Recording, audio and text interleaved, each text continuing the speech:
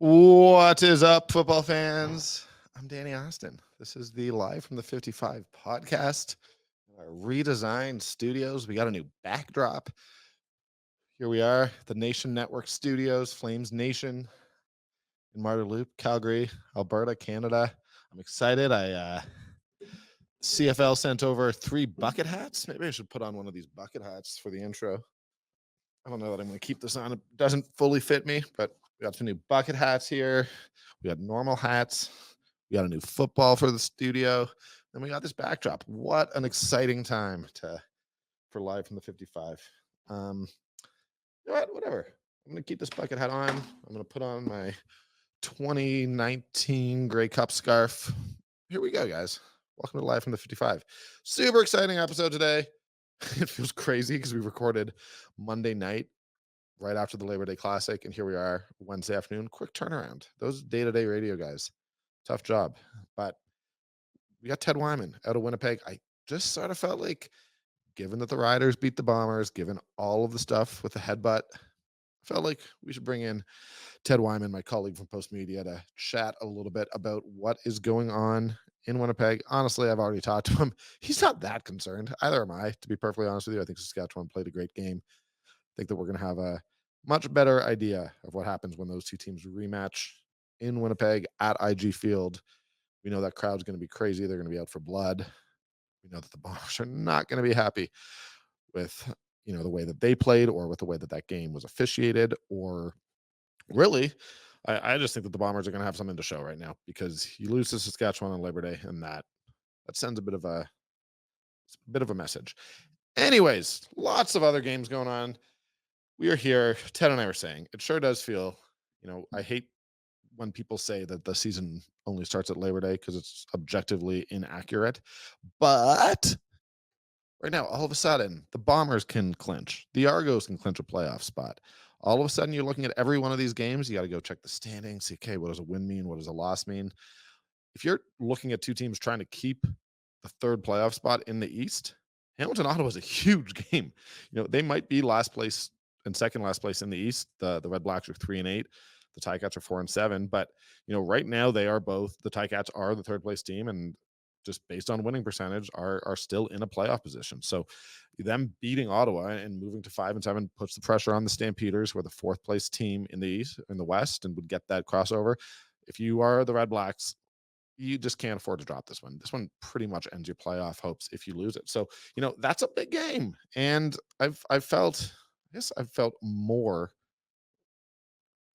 as a more for the Red Blacks than I have the Tigers. There's just been a couple games that, you know, I think this team might be better than they are, or than their record indicates. So, anyways, that one's not small. Montreal, Toronto. Oh man, we're sticking with the East. Toronto at home, but they are the best team in the league right now. They are the team that is 9-1, and they are very much on the path to, finishing first in the East Division, having that East final at home.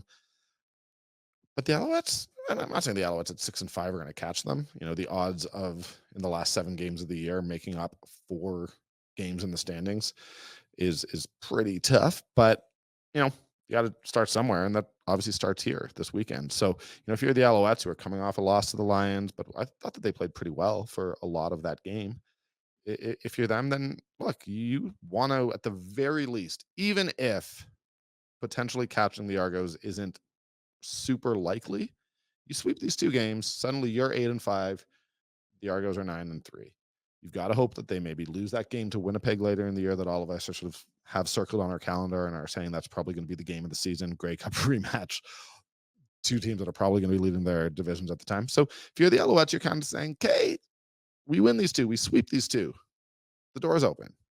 If not, you know that you're not ultimately going to be having a home game in the East Final. And that's fine. Lots of teams have sort of had home games in the East semifinal. We've seen teams play road games. 3 road games in the playoffs and still wind up winning the Grey Cup. So it's not like this is a season ender, but if you're the Alouettes, it's not just about catching the Argos. I think you want to send a bit of a message that, hey, we can beat you in your house. We can beat you back in Montreal too. I really think that this is an important game for the East Division, because things have gone so smoothly for the Argos. Of course they've had 3 bye weeks. No other team has in the league. But it has just sort of felt like, the only loss that the Argos had came to the Stampeders in a game where Chad Kelly got hurt. He was only out for the rest of the game, came back, but I'm not sure you're too stressed about that loss unless you really care about going undefeated, which is pretty tough to do in this little Canadian football league of ours. But yeah, if you're the Argos, things are going so smoothly. If you're the Alouettes, I think you just want to introduce that little bit of self-doubt, a little bit of fear. Maybe not fear, but a little bit of, hey, we're not alone in this division. This Montreal team's pretty good too. And so I love that game. I think that game is absolutely huge. And then, we talked a little bit about Saskatchewan and Winnipeg. Look, I think the Riders sent a message. Same way that I was saying, if you're Montreal, you want to, let the Argos know what's what, let them know who's who. I think that if you're the Riders, you feel like you did that. Now, there's been a lot of controversy, and Ted, sort of explained people in Winnipeg, just because Robertson got suspended, they're still not happy. They don't like that he wasn't ejected from the game. Um, I get all that, and I think he makes some really important points that are worth listening to. I don't actually think that there's any controversy about the suspension. If you go on Twitter, there's a few people, but I think that even if you're a Riders fan, and I would just, I'm not going to tell anyone how to be a fan or what to do. Like, I'm a guy wearing a bucket hat. It's way too small. It's already starting to hurt my forehead. So potentially, I'm going to need to give these bucket hats away when the season's done or whenever. This clearly doesn't fit. Looks cool though. Does look cool. But yeah, look, I think that this is a game that's going to be really, really heated. They always are around Labor Day with the Riders and Bombers, but the Bombers, I do think that there's that little bit of doubt that's been introduced. I don't think that they're necessarily doubting themselves. I don't think that they're doubting themselves at all. They're the Winnipeg Blue Bombers. They're under the 3 last Grey Cups. They've won 2 of them. They're still sitting atop the West Division. And ultimately, when you were in that position where you have just sort of been the dominant team in the league for the last couple of years, especially when you've won the Grey Cup, like, all you're looking to do is finish atop the West Division. I don't think you care what the record is. You just want to get that West Division home game. But when your biggest rivals beat you at home, surprise a lot of people, beat you in overtime, I think that you want to win the rematch. I really do think that you want to send that message to the league. You might beat us once, you're not beating us twice. And then finally, Calgary and Edmonton. We talked a lot about this on Monday's pod, which would have dropped Tuesday morning. I had Derek Dennis on talking. Calgary won a tight, super fun game. I hope you guys did watch it. It'd be weird if you're a Stamps fan and you're listening to this podcast, you're CFL listening to this podcast. I imagine that you watch most of the games, but that when pushes the Stamps to 4-8, leaves the Elks at 2-10. But again, if you're the Stamps, you're looking at that East Division crossover. You're saying, okay, we're 4-8. Well, the Ticats are 4-7. We like the way that we're playing. Okay, the Riders beat the Bombers. Surprised a lot of people. That moved them to 6 wins. There's a hard, difficult path. It may not be realistic that we catch the Riders. But look, we came back in the fourth quarter there. Jake Mayer's thrown for well over 300 yards for the last 2 games. Trey Ford didn't really throw the ball a ton against the Stamps D. I do have big worries about the defensive back group. The Stamps, this is a digression. I apologize. This is not a structured conversation right now, but Stamps were forced basically to release their injury report for today, despite the fact that they are actually only doing a walkthrough. Well, on that walkthrough, they have Michael Griffin, TJ Ram, Cole Tucker, and Tice Wall. Did not practice. That is only based on what would have happened had they practiced, because they obviously didn't practice. So just a bizarre CFL thing where we have to release an injury report for practice that didn't happen. But anyways, look, being down Titus Wall, that you're starting Sam, that's no easy thing. I think Michael Griffin has had a very low-key great season for the Stamps. He stepped in when Titus Wall got hurt at the Sam position, and then Griffin got hurt. So if those two are unavailable, and I am very worried that they're going to be gone for the season, it just adds to an injury list for these Stampeders defensive backs that just continues to grow. But I also think that, look, where is Trey Ford most likely to beat you? The Elks are most likely to beat you with their quarterback running on the ground. So I don't know. The DBs matter, and especially, that's a team with Eugene Lewis. I'm never going to say that the Stamps DBs are insignificant, but I don't know. Maybe in this particular game, they're not as big a deal. Stamps have a bye week after this one, so maybe some guys get healthy and we see some fixes. But this is a big game. They all are at this point. If you're the Stamps, and to a lesser extent the Elks, so I think that I'm not totally taking their chances of making the playoffs quite as seriously. But if you're either of those two teams, let's be real here. You need to win this game. Um, and that's kind of the thing. This is what I was saying earlier about Labor Day. Labor Day hits, and just all of a sudden, every team needs to win every game. So the playoff races have kicked off. We're not looking at, oh, what does this mean for second place? No, we're talking about playoff positioning. And right now, we have learned many times that the teams who are in a playoff position at Labor Day are not necessarily the teams that make it. So, I had people from Edmonton yelling at me about how I was being a homer for saying, like, oh, the Stamps, this win, here's what it opens in terms of their path. I wrote a story about that, looked at the winning percentages of themselves versus the Riders versus the Ticats versus the Red Blacks, all that stuff, for the remaining schedule, the winning percentage of their opponents. I had people getting accusing me of, being too optimistic by the Stamps. Well, I don't know, man. What else am I supposed to do? I got to write stories about something. Do you just want me saying it's over, even though it's not? That would be ridiculous. So, anyways, I was thinking about going up to Edmonton for that game.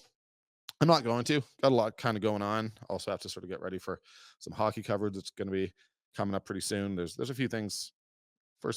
Second weekend of September in Calgary is sort of a magical place. You got stuff going on up at Spruce Meadows, which I'll be doing.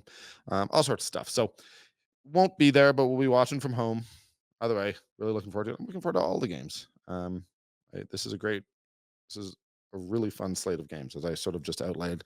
And we are in a spot, where, like it or not, there is some intrigue. I don't know that any team other than the Argos is feeling super great about where they're at. I think that the Bombers, obviously 9-3 leading the league, but the Lions are right behind them at 8-4. And a week and a half ago, a couple episodes ago, was sort of talking about how I didn't believe in them anymore because they'd lost 3 or 4 or what have you.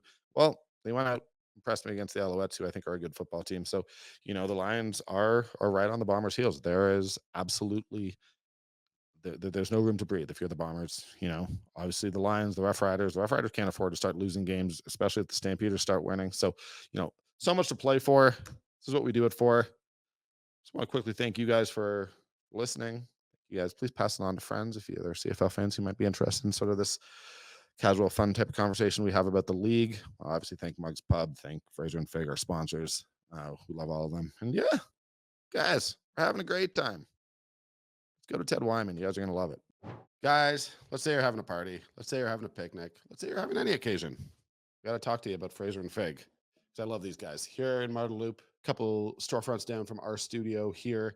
Fraser and Fig, man, these guys do these delicious elevated cheese and charcuterie boxes. They're made with all these fresh artisanal ingredients, on-demand grazing, pick up, delivery. You got it. Just let them know what you want. They will get it to you. Honestly, I'm such a big fan. I had a picnic a little while ago. I brought one of their curated boxes, and it was a huge hit. I looked great. People loved it. We're hungry. They weren't hungry anymore. These ready to go boxes, they got them in 4 sizes. All their boxes come with meat, cheese, dried fruit, fresh fruit, nuts, olives, pickles, and carrots. Their selections vary from month to month. Choices are always new. Just because they've had one doesn't mean you've had them all. I love Fraser and Fig. I love having them as a sponsor. They're the best. Make sure you check them out. Tell them Live from the 55 sent you.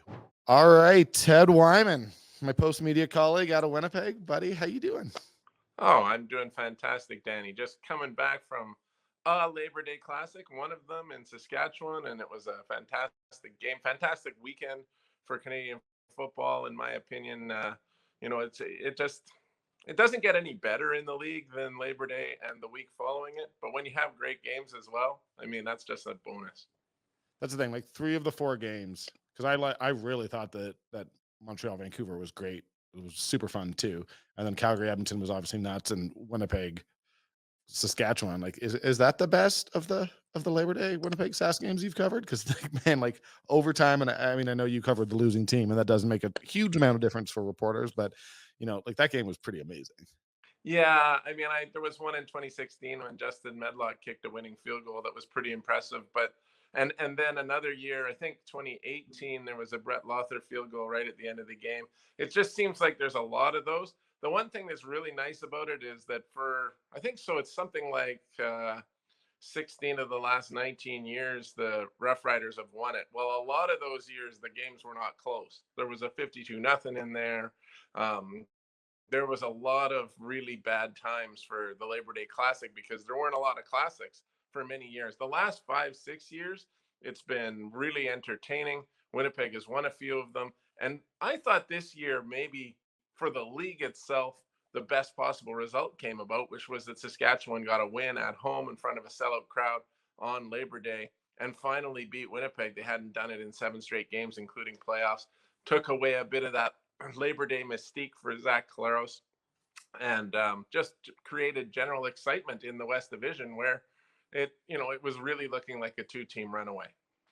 Yeah, and I mean, I was telling you sort of before we went on, Jerry Modejong was down from Edmonton, and both of us were like, okay, well, this makes life a lot harder for the teams that we cover in the Elks and Stampeders. But like, it's weird, but I really, when Trevor Harris went down, thought that the Riders were dead. Like, I thought Yeah, they might not win another game, and I mean, and this isn't specific to Saskatchewan. This is just good when any team manages to like find a way to make wins and make life interesting. But like, it's obviously good that the Riders are not just dead in the water at this point in the season.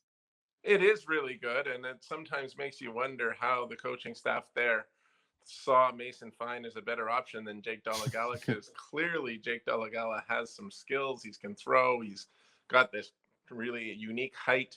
But he was really calm and in a huge football game. So it's the same thing for me with Trey Ford. It's like, it's great that he's doing well now, but what took so long? There were an 0-9 team. What were they waiting for?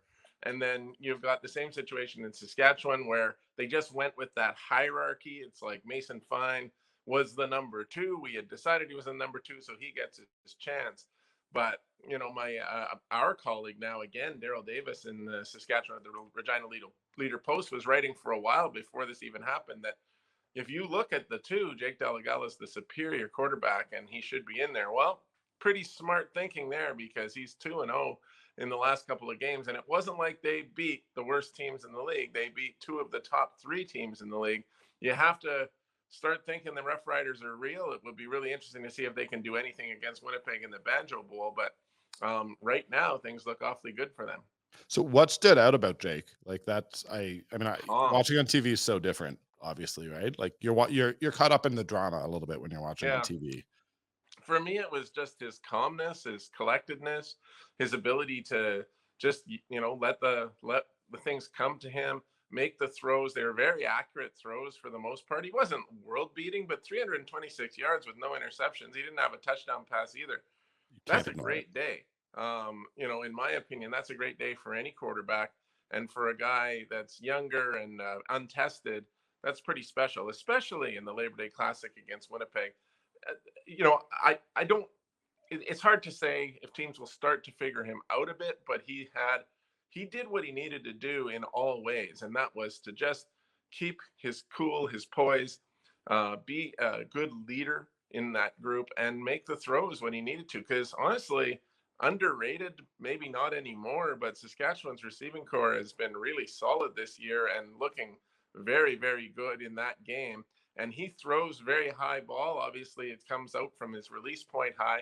Those guys can go up and get it, and they did. And a couple of Bombers defensive backs, maybe sensing that they were facing an untested quarterback, jumped on routes a couple of times, missed it, and it ended up being big plays for the Riders. Those really hurt Winnipeg.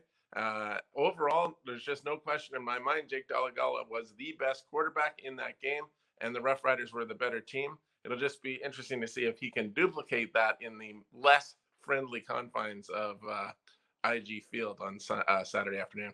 Yeah, like I mean, I'm just giving my opinion here, and because I don't have to cover either team, I don't have to come across like worry about coming across like a homer, obviously. But like I've watched in game the Bombers make some pretty major adjustments this season and come back and like, you know, against Edmonton, obviously, but there have been other games.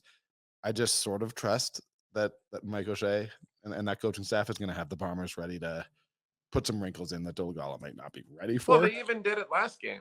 They did. They did it in the Labor Day Classic. They made the adjustments. They came back. They took the lead, Mhm. and they were. I don't know, man. It was weird that they let that game slip away after taking the lead. They just, it really came down to not getting one first down and to giving up a couple of singles that maybe they didn't have to give up, but they did, and that's just how the game worked out. And then you just expect, well, the Riders executed in overtime with the Bombers in recent years. You expect them to execute as well, and they did, except for on the last play. The Riders made one bet more play than the Bombers did in particular to win the game, but for the most part, they made more plays throughout the game. in my opinion. I just think the Riders played better, and I think the numbers show that they played better. They had Zach Collaros off the entire game. I think Zach Collaros completed 50% of his passes, Yeah, 13 for and that's 26. just Right? not good enough. And he knows it, and he hated the way that he played in the first half. I'm sure we're going to get to it, Danny, but as everyone knows, Zach was completely pissed off after Mhm. that game, and more than just a little bit angry for many reasons. And the most obvious reason I'm sure we'll talk about, but he was also mad that they only got 3 completed passes in the first half. He was mad that they didn't move the ball. He was mad that they didn't execute on the last play. He certainly wasn't just blaming referees or anybody on the other side for what happened. He was mad about that, yes, but he was mad at himself and themselves. And he actually said, "Are we actually a prolific offense? Because it doesn't really feel like it right now." That's notable. So, I mean, let's get to the headbutt because I think like we have to. I'm just gonna come out and say it so that no one else has to. Like to criticize Zach for coming out and rightfully saying sort of like what the hell. Um, like Zach had that's exactly what a veteran quarterback should say in that situation. He got headbutted. Like it is like nonstop, and I don't care that what he who must not be named is out here saying on Twitter. Like that was a clear suspension that should have been like the whole thing. The CFL actually got this one right. Good on Zach, man. A guy, especially a guy who has a history of head injuries, you headbutt him, show that passion, defend yourself, defend your team. I thought it was great what Zach did, and I think that it's amazing. The CFL makes plenty of mistakes, but coming out like before Calgary and Edmonton even took the field yesterday or on Monday, didn't wait for a business day, just got it dealt with. The 1 game suspension, I think they dealt with it perfectly, but um, it was such a stupid play. Yeah, It's it sure was, Danny. And I can't think that I've seen anywhere someone who was not a Rough Rider fan who defended that play, other than maybe Craig Dickinson, who seems to have a history of defending really moronic plays. But in all honesty, there's no one that would. It was bonehead. Micah Johnson, just look at Micah Johnson on the play, looking yep. at his own player, going like, he couldn't believe that he did it. He just couldn't believe it. Mhm. But the whole thing was an embarrassment, really, for the league. It's embarrassing that a guy would do something that stupid. It's embarrassing that the referees didn't see anything. It's embarrassing that the command center had to weigh in, and then they didn't even get the call right. They didn't get it close to right. They called a 15-yard unnecessary roughness penalty. They did not. They called 5 other misconduct penalties in that game. They didn't call that a misconduct penalty even. It should have been an ejection, immediate. The fact that Pete Mhm. Robertson got to keep playing and Zach Collaros got pulled out because of a concussion spotter is just absolutely wrong. So I agree with you on one front. Yes, the CFL did a good job of getting out front and making sure that a decision was made quickly the next day before even the Calgary Edmonton game started. But they cannot whitewash the fact that they completely missed something atrocious and that should never be in this game. And anybody that No. says, that it's just the Bombers whining or whatever because they don't like losing, is a Saskatchewan fan and isn't looking at it objectively. Yeah. So, and I mean, in terms of people defending it, like I will say 2021 West semifinal, Sean Lemon was ejected for excuse me, for punching basically Duke Williams. Now there's backstory there, but regardless, I will be perfectly honest with you. Like in the moment, before I had seen the replay, I was an idiot. And I tweeted about how I didn't think it was an ejection. Saw the replay, took the tweet down, apologized. Post game, Dave Dickinson came out and he was like, look, man, I don't know what caused it, but I don't want to have a league where you're allowed to punch guys in the face. Sean Lemon had to be thrown out. It is okay to, whether you're a coach or a fan or media covering it, like when your player does something wrong, you can just acknowledge that it happened. And like, yes, we can all find countless examples of other plays where players probably should have been ejected and weren't. But like, we can also look at it objectively and say that should be an ejection. Of course, it should be everything that you were saying. Of course, it should be a suspension. Of course, it should be an ejection. Of course, it should be the biggest penalty you can give. You don't headbutt a guy. What I don't know is, and this is legitimately, I'm acknowledging that I don't know this. I mean, is that reviewable? Like, should the CFL have been able to review that and Well, they toss him? did review it. It was called by the command center. That was an eye in the sky penalty. That had nothing to do with the referees. They didn't That's even know insane. there was a penalty. So it had to go to the command center. That's insane. And that's that's what Mike O'Shea was so mad about. I've never heard Mike O'Shea talk like that before about the referees. He's very careful about that kind of thing because he's on the rules committee and he works with these people and he knows that he knows better than to say what he said about them. But he can't just could not believe that nobody saw it. Yeah, there's human error. It's a good thing there is an eye in the sky, which helped. But I don't understand how they couldn't even get the call right. Like it was not the correct call. It should have at least been a misconduct, and it probably should have been an ejection. And I think we've seen 25-yard automatic ejection penalties for in-game head-to-head hits, which you know that is during the play. I'm not making an excuse for it because a player has to be in control of what he does with his own helmet or however he hits a quarterback, but it's part of the game. And it could involve a ducking or just the last second thing that happens that creates it to happen. And we've seen players be ejected or at least, heavily penalized for that. For a player to go after the whistle and go straight at a guy and slam him with his head, Paul Friesen wrote that it was like giving a guy a crowbar and letting him use it. So, I mean, I don't want to be overreacting. I really don't. But I just don't think that the league should ever have situations like that. And I do think that it's bad that it comes out of Saskatchewan once again, where you had the whole Garrett Marino situation, and where I truly believe Craig Dickinson has a culture of players that don't respect the game. Not all of them, believe me, by no means all of them, but there are a lot.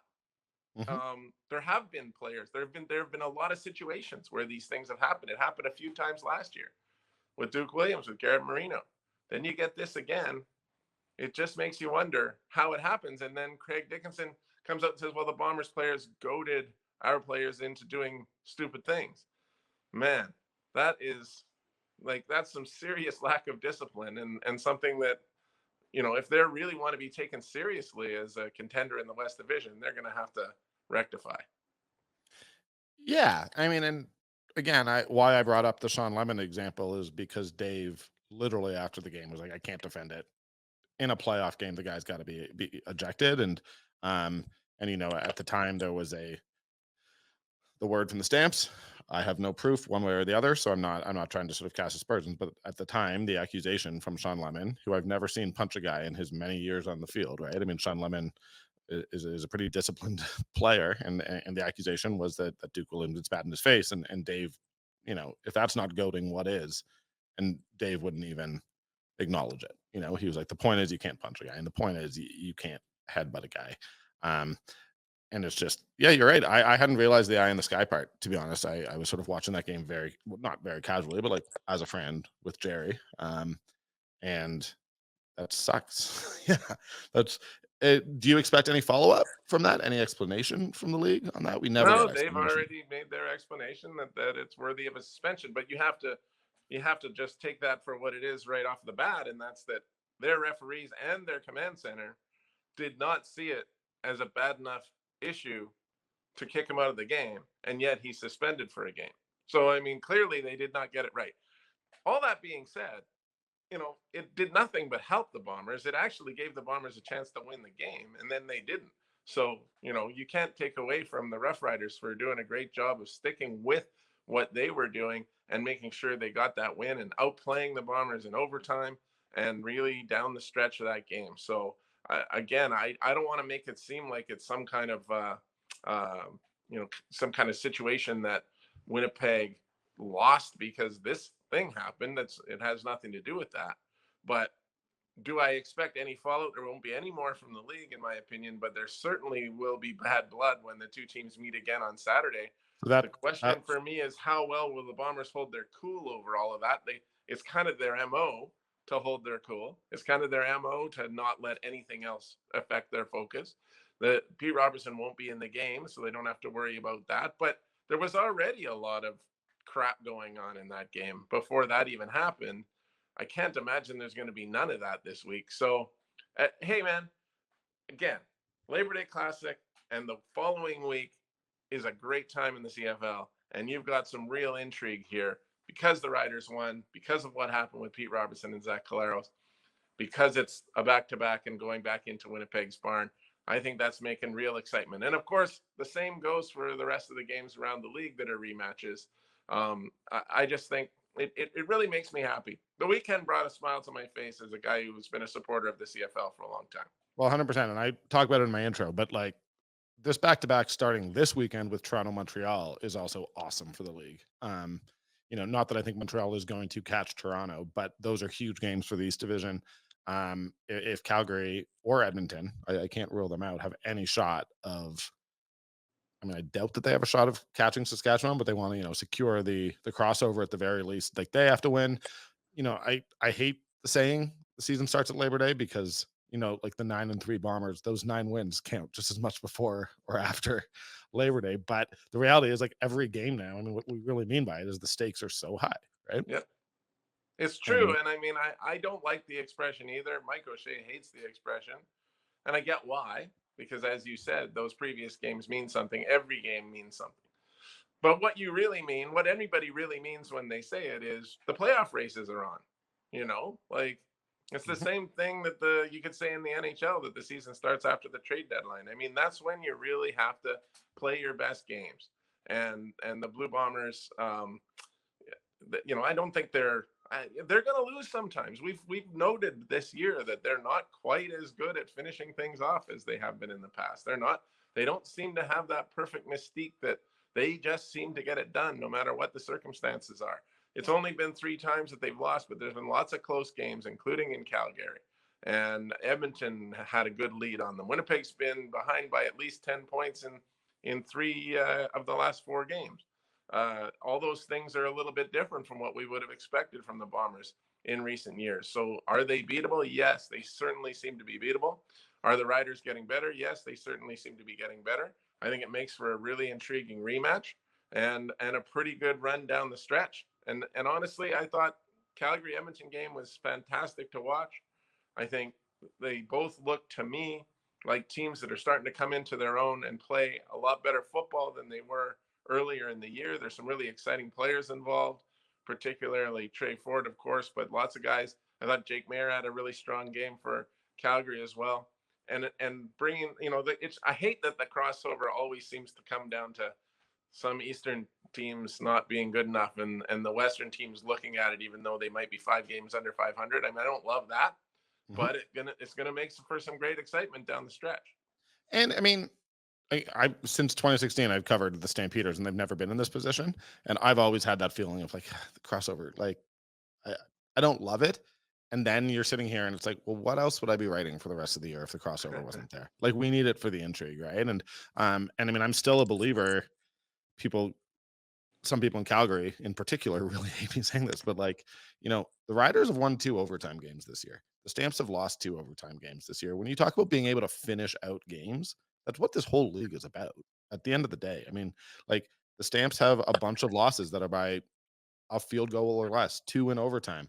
But like that's not an excuse. That is literally the explanation for why they are not where they are. It's because they can't finish out games in the fourth quarter. They can't get over that hump. And it's what for me right now is quite clearly. I mean, and I'll be perfectly honest with you. I'm not gonna do the whole thing where I'm like, are the Bombers in trouble? They're 9-3. Like they're not in trouble. I don't buy that. Whether there's been a slight regression from years past is completely fine to ask that question, but they're still the best team in the West. But it's what has blown me away about the Argonauts is the Argonauts just seem to sort of have that. We're the reigning Grey Cup champion. When things are clicking, they have the confidence that no one can beat them. Yeah, there's no question. I think they're the best team in the league, and they're going to come to Winnipeg this month, and that's going to make for a really interesting game. Of course, the Bombers will be in that situation, looking to measure up to someone else for the first time in several years. So that's going to be something I think very interesting to watch for. And when you talk about the Bombers being beatable, well, they've also lost 2 games in overtime this year. And the interesting thing is they lost them to quarterbacks named Dustin Crum and Jake Delagala. And if you told anyone at the beginning of the season that the Bombers would lose games to guys with to quarterbacks named Jake Delagala and Dustin Crum, not a single person would have believed you. Yep. And that is something that again shows me that I'm not even going to say a crack in the armor, but there's an opening there for other teams to get in and try to, take this team down as the top team in the West. Right now, they are not the top team in the league. They're going to have to prove something severely against the Argos to show that they have a chance to, even possibly get back to the Grey Cup and beat them. I mean, it really is interesting. And somebody asked me what the biggest surprise of the season was to me, and I actually said, to me it was the Argos, because I didn't think that they were a fluke that they won the Grey Cup. They played well. They were a good team. I thought Winnipeg was the better team going in, but they won it. And then I just did not expect them to come out and be this good. I didn't expect Chad Kelly to be this good. I didn't expect their defense to be this good. I didn't expect them to have, this incredible running game with Willette and Harris. I mean, I guess I should have expected that, but I didn't know it was going to be this good. They are dominant. And their record against the West is going to be what decides, to me, how dominant they are. They've already beaten BC. They got to take on Winnipeg. They only play them once, though. So, that record to me might be a little skewed, because we know that Hamilton and Hamilton and Ottawa are not very strong teams. But right now they look like something pretty special. And Well, and they locking up did. Chad Kelly for a while is a pretty smart move. Yeah, I mean, I do think that the Chad Kelly piece there is the one that, I mean, if I go back to anything I was saying before the season, I was like, look, I respect the Argos. I can't trust Chad Kelly yet. He hasn't shown me on a week to week basis he could do it. And it's always about more than the quarterback. I mean, that defensive line is amazing. What Corey Mace has the whole defense doing is great. They have so many receivers who just almost seem like interchangeable, one big game after another from different guys. But Chad Kelly was the part that I had to question. And at this point, I mean, I'm not saying, look, at the end of the year, we'll look at it, and I haven't done a ton of thought here. And I don't always love that the quarterback of the best team just sort of automatically gets MOP, it seems. But Mm-hmm. like I, for a while, and to be honest, even going into this week, because I thought Winnipeg was starting to show that they were that able to steamroll teams, even if they got off to a slow start. They were beginning to really scare me. But just with the way, them losing, and it's the Argos are 2 games up on them. I have a hard time. I don't have sort of the interception numbers in front of me or anything, but I think Chad Kelly is my MOP at this point. Yeah, I mean, it's been kind of close, I thought, between him and Zach Collaros. And the thing is, Zach Collaros has set such a high bar for himself the last couple of seasons. The fact that he's thrown as many pick sixes as he has this year, I think it's 4, and interceptions in general. And, they showed it. I came home from Regina and watched the game, the Labor Day Classic on TV.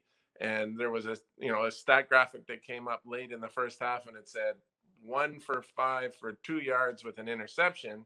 And I remember that one that he completed was a shovel pass forward to Nick Dembski.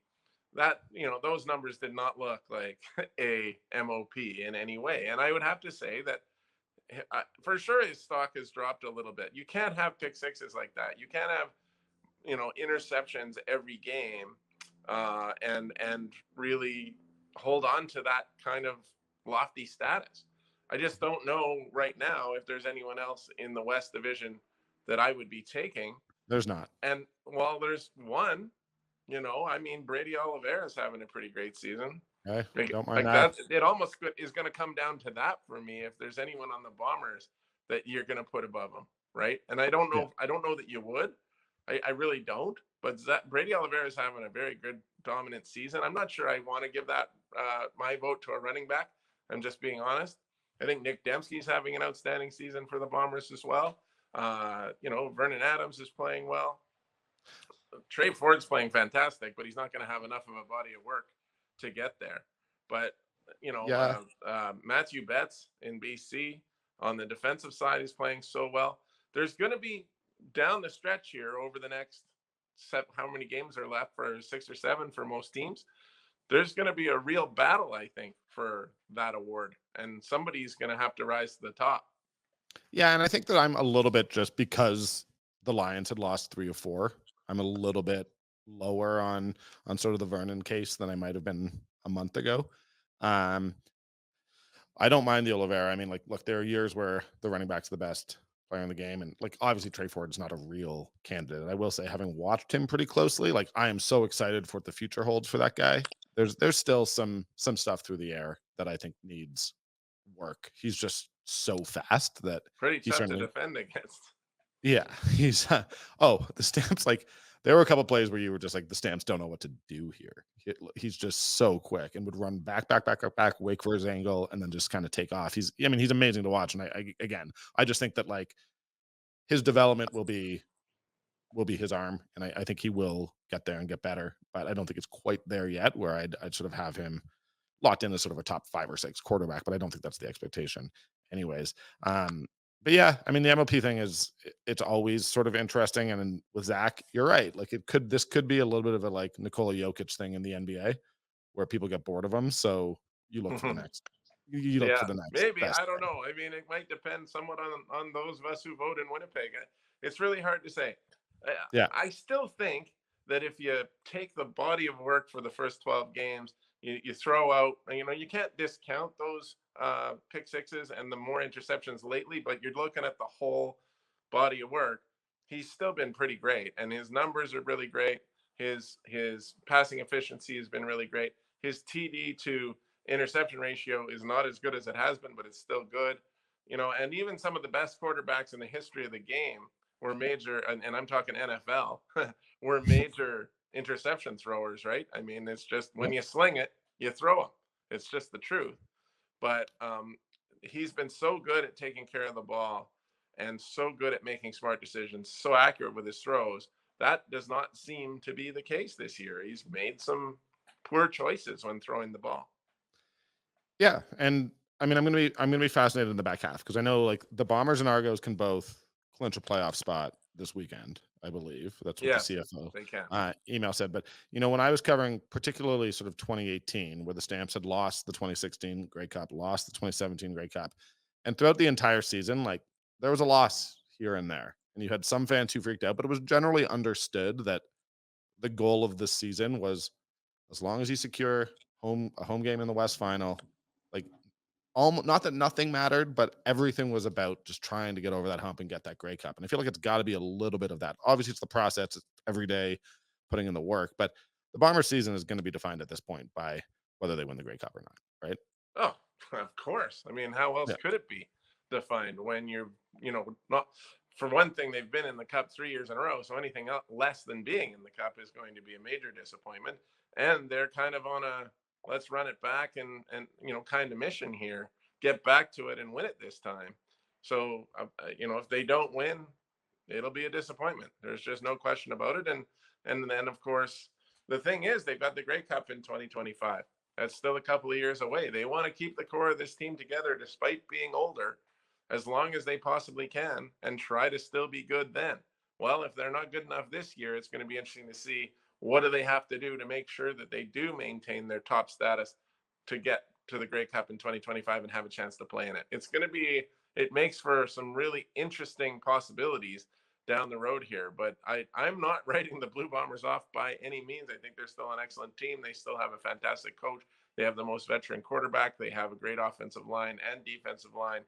Um, I think where they've really been hurt in the last 5 or 6 games is not having Janarian Grant. They have been terrible. I have no better way to say it in the return game. And the other teams have been better. And Saskatchewan had 237 return yards, all from Mario Alford.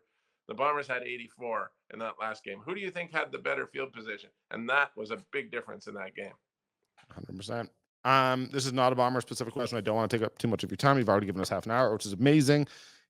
Always a If you, pleasure, Danny. Come on. no, it's awesome. I honestly, um, I had, I was told at one point by a close friend that he was like, you're having, like, just because I'm friends with you, Jeff, and bombing, like, probably better friends with you guys than almost anyone else sort of in the media group in the league. So I, like, had you guys on early, and someone was like, Danny, like, you have to have someone from another market. It's too much Winnipeg talk. So I, like, waited to have you back.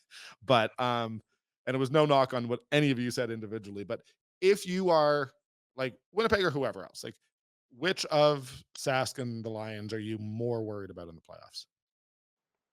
Wow. In a one-game playoff matchup. Man, I would sure rather answer that question on Monday. But I Fair. mean, honestly, I think the Lions are the better team. I really do. I think they've got the better defense. I think they've got, you know, pretty great offense. The Dalagala thing is kind of what's throwing it all for a loop, because I certainly would have said no chance for Saskatchewan, but this guy seems to be turning them around somewhat. And it's not entirely him. He's just not making mistakes that are costing them. Yeah. So they looked so much better last week, and they do have that. Like, they did it with really solid offense that took care of the football. They did get a turnover on defense and held the Bombers in key situations, and they had a vastly superior special teams game, both from Brett Lothar, the field goal kicker, and their punter, who had a fantastic game, Adam Korsak, and of course Mario Alford. Those things, you put them all together, make them a pretty dangerous team. I don't know. My gut says they're not going to be anywhere near that good this weekend. So I have a hard time saying that I would give them the jump over BC right now. So I'm sticking with BC, but I think Saskatchewan has a chance to make it interesting. Yep. And this is no, again, I keep introducing these caveats, but this is no knock on Dolagala. I just genuinely believe, like most quarterbacks, 5 or 6 games into their career, teams have enough tape that they make adjustments to that quarterback, and then it's up to the quarterback to adjust their game. So it's often like, I don't trust young quarterbacks, what I see, until you're in sort of start 8 to 10. And I certainly think that there's a little bit of that's what happened with Jake Mayer, although I think Jake Mayer has been much better in recent weeks and isn't getting Kind the of like credit. this for Jake Mayer, isn't it? Yeah. you know, Started Well, great, a little bit of a fall, a little tough yeah, run this year, and now he seems to have picked it up. exactly. And the Stamps are not a perfect team. Like that's just the reality. And I had Derek Dennis on, and he just talked about a little bit how he thinks that you let that many veterans go, and then a couple injuries can really throw your whole team off. And I think Jake felt the pressure a little bit, but I this is sometimes why you stick with young quarterbacks, because he's thrown for over 300 the last 2 weeks and has looked a lot better. So, I think he leads the um, league in passing yards, doesn't he? well, it's a little bit deceiving because I think the Stamps have played the most games. Sure. Like, but like, yes, he is currently leading it, and that's not nothing. You can cut down on the interceptions there. Like, you can't complain about the way he's played for the last couple weeks for sure. So, but I mean, so much they need to beat Edmonton this weekend. Like, it's just they need to get to 5 wins. Quite badly. And then they do have a head-to-head with Sask later on. Like there's Give a path themselves a there. chance. Yeah. There's a path there, but I did like the Stamps have a very difficult road ahead. So, buddy, I'm gonna let you go. Thank you so much for joining me. Ted Wyman, Post Media, Winnipeg Sun. Yeah, we All see you right, man. soon. Well, it's great. I love your show. Great to be on it. Great to be in the midst of this week that is between Labor Day and the games after the rematches. And I think it's going to be, just from some of the things we talked about right here, Danny, it sure seems like it's going to be an exciting stretch run for the CFL. And of course, the NFL's starting this week too. So if you're a football fan, there is no better time. No, it really. I mean, to be honest, I feel like if you're a sports fan right now, like I watched the Jays game last night. Then I watched Canada basketball this morning. There's so much football. Like everything's coming back. This is the exciting time. So yeah, This is your dream time. I know. I can't believe we're in the semifinals. I'm trying to not talk. Like I could just do a basketball podcast right now. But anyways, thanks, Ted. Cheers. All right, buddy. Have a good one. Guys, what are you doing tonight? I don't know what you're doing tonight. You're probably looking for something. Guys, you got to go check out Mug's Pub. This is probably my favorite pub in the city, 1330 15th Avenue Southwest, right in the Beltline. Honestly, they do it all. I, for years, played trivia on Wednesday nights at Mug's. It's the best trivia night in the city. Other nights, they got music. They got specials every single night. Some of the best food and drink specials in the entire city are at Mug's Pub. You want wine, you want beer, you want cocktails. They got it all. Big fan of their fish and chips. They got some amazing pizza. You want to watch the game? They got TV screens. You want to just have a drink with friends? Perfect spot to do it. You want to have some food? As I said, it's delicious. Mug's Pub. We love having them as a sponsor. We love having them just down the road from us here at our studios. Check out Mug's Pub. They're the best. All right, there we go. Thank you to Ted for stopping by. Really do love that guy. One of the best people in and around Canadian football. It was awesome to get his perspective on sort of everything that's happening in Winnipeg. I should have addressed this probably in the intro, but just kind of checked after Ted went on, and this Duke Williams thing is confusing, eh? So Duke Williams, star receiver of the Hamilton Tiger Cats, basically says, "Thanks, Hamilton, I'm out." So we spend the morning thinking that I guess he's been cut or is leaving or something going on there. That post has now been deleted. Orlando Steinauer basically said he had a conversation with Duke. Duke wasn't going to play this weekend, but as for his status going forward, it will be addressed another time. Very confusing. Just not what you expect. Always feels like there's something with Duke. You never get through a year without there being something where we're wondering one thing or another. Yeah, I don't know. Don't have much to say about that. It's not every day that you see a receiver with his pedigree sort of tweet that he's leaving a team. And then, I was wondering if we were going to be recording here, and then by the time it drops tomorrow morning, we were going to have a completely different perspective. So I didn't want to go too in depth on it. And as it turned out, that was smart because apparently he is still with the Ticats, just not playing this weekend. So good on Steve Milton from the Hamilton Spectator for asking the question, getting the answer. I don't know. It's all a little bit confusing. But yeah, guys, as I said in the intro, as Ted said, don't just want to say the same thing over and over again. Really fun week of games. We had a great Labor Day weekend, another great weekend going on, and a bye week for the Stamps. So I need a little bit of rest. So that'll be great. We got these new bucket hats. I'm making a big deal about the bucket hats, but I should also note somewhere here, they just sent me normal CFL hats. I shouldn't be completely pretending they don't exist. They got a new football to go with our older football. It's just a great time for CFL and life for the 55. Anyways, that's going to be it. Hope you'll check us out next weekend. Not next weekend, next Monday. Not entirely sure what the plan is, but we'll be talking about, again, this great slate of games and, inevitably how the entire complexion of the league has changed because that seems to happen every week. Anyways, thanks for listening. Thanks to Fraser and Fig. Thanks to Mugs Pub. You guys are awesome. Please like and subscribe. Have a good one, guys.